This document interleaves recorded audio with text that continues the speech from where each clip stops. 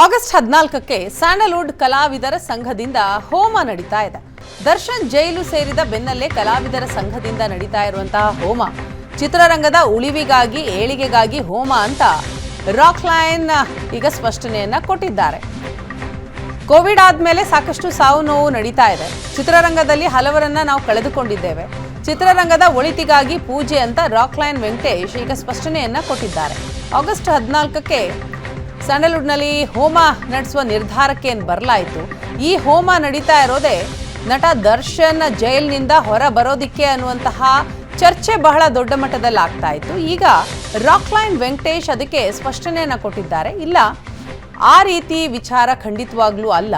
ಕಲಾವಿದರ ಸಂಘದಿಂದ ಏನು ಹೋಮ ಆಗ್ತಾ ಇದೆ ಇದು ಬೇರೆದ್ದೇ ವಿಚಾರಕ್ಕಾಗಿ. ಈಗಾಗಲೇ ಸ್ಯಾಂಡಲ್ವುಡ್ನಲ್ಲಿ ಸಾಕಷ್ಟು ಬೆಳವಣಿಗೆಗಳಾಗಿದೆ. ಅದರಲ್ಲೂ ಕೊರೋನಾ ನಂತರ ಸಾವು ನೋವುಗಳು ಜಾಸ್ತಿ ಆಗಿರುವಂತಹ ಹಿನ್ನೆಲೆಯಲ್ಲಿ ಎಲ್ಲೋ ಒಳಿತಾಗ್ಲಿ ಅಂತ ಪೂಜೆ ಅಂತ ಹೇಳ್ತಾರೆ. 14ನೇ ತಾರೀಕು ಕಲೆಗೆ ಅಂದ್ರೆ ಒಂದು ಒಳ್ಳೆ ದಿನ, ಆ ದಿನ ಪೂಜೆ ಮಾಡಿದ್ರೆ ಒಳ್ಳೇದಾಗುತ್ತೆ ಅನ್ನೋ ಒಂದು ಮಾತನ್ನ ದೊಡ್ಡಣ್ಣವ್ರು ಹೇಳಿದಾಗ ನಾನು ಆಯ್ತು ಮಾಡಿ ಅಣ್ಣ, ಅದಕ್ಕೇನು ಇಡೀ ಚಿತ್ರರಂಗದ ಒಂದು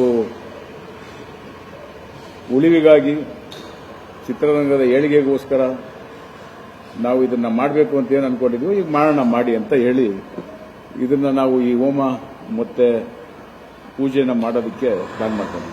ಪೂಜೆ ಅಷ್ಟೇ, ಇನ್ನೇನಿಲ್ಲ. ಹೋಮ ಅವನ ಪೂಜೆ ಮಾಡೋದು ಅನ್ನೋ ಉದ್ದೇಶ. ಅದೇ ಸಮಯ ನಾವು ಈ ಕೋವಿಡ್ ಆದ್ಮೇಲೆ ಮಾಡಬೇಕು ಅಂತ ಪ್ಲಾನ್ ಮಾಡಿದ್ವಿ.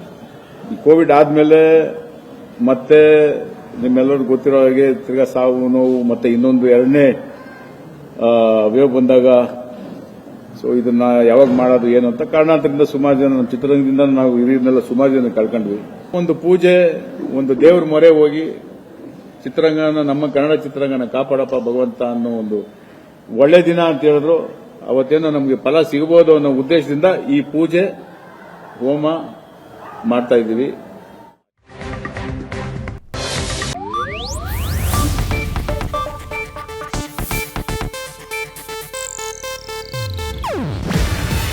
ಇದು ಏಷ್ಯಾನೆಟ್ ನ್ಯೂಸ್ ನೆಟ್ವರ್ಕ್ ಪ್ರಸ್ತುತಿ.